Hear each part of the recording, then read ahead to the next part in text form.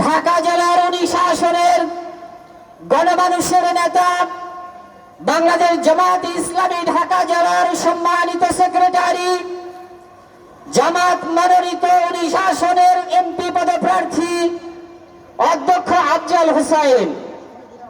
উপস্থিত রয়েছেন সাভারের গণমানুষের নেতা, আমাদের অত্যন্ত প্রিয় ঢাকা জেলার মজলিস শুরা এবং কর্ম পরিষদ সদস্য হাসান মাহবুব মাস্টার।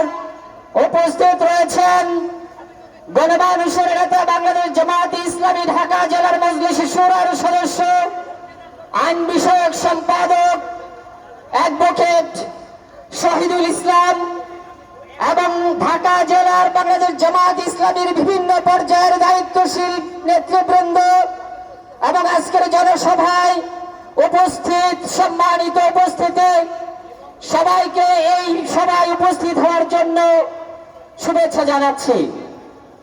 সম্মানিত উপস্থিতি, বিগত 16 বছর ফ্যাসিস্ট রিজিমকে মোকাবেলা করে বাংলাদেশ জামাত ইসলামী আজকে আল্লাহর রহমতে এমন এক পরিস্থিতি পেয়েছে, যেই পরিস্থিতির মধ্য দিয়ে বাংলাদেশ জামাত ইসলামী এবং এর অঙ্গ সংগঠন আল্লাহর জমিনে আল্লাহর দ্বীন প্রতিষ্ঠিত করার যে নিরন্তর সংগ্রাম করে যাচ্ছিল দীর্ঘ 83 বছর ধরে, সেই সুযোগ আল্লাহ রাব্বুল আলামিন আজ আমাদেরকে তৈরি করে দিয়েছেন। সম্মানিত উপস্থিতি, আপনারা জানেন বিগত 16 বছর এমন একদল ফ্যাসিস্ট ছিল যারা আল্লাহর কোরআনের ভাষায় বলেছিল,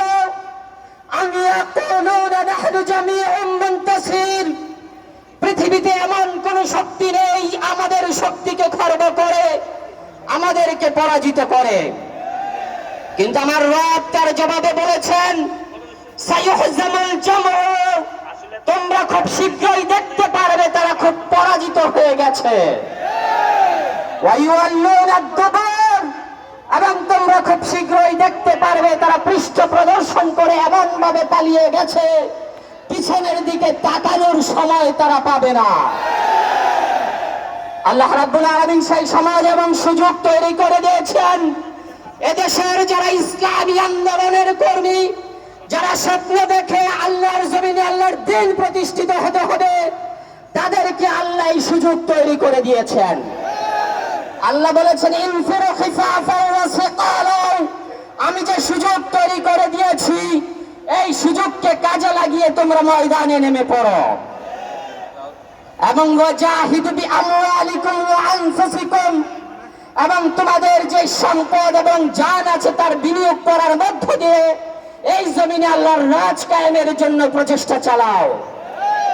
আমরা আশুলিয়ার এই গণমানুষের, আশুলিয়া এবং সাভারের গণমানুষের নেতা, 19 আসনের যিনি আমাদের জামাত মনোনীত প্রার্থী, তার বিজয়ের জন্য আমরা প্রত্যেক জনশক্তি এক একজন অধ্যক্ষ আফজাল হোসাইন, আমরা যার যার জায়গায় থেকে আমাদের এই জন আকাঙ্ক্ষা 18 কোটি মানুষ যা চায়, মানুষের আকাঙ্ক্ষা হচ্ছে আমরা সবাইকে দেখেছি ভবিষ্যতে একদল সৎ যোগ্য খোদাবের নেতৃত্বে দেশের রাজ মসনদে আমরা দেখতে চাই। সেই মানুষের আকাঙ্ক্ষাকে পূরণের জন্য আমাদের যুদ্ধ করতে হবে, সংগ্রাম করতে হবে। আমরা রাজি আছি, আল্লাহ কবুল করুন।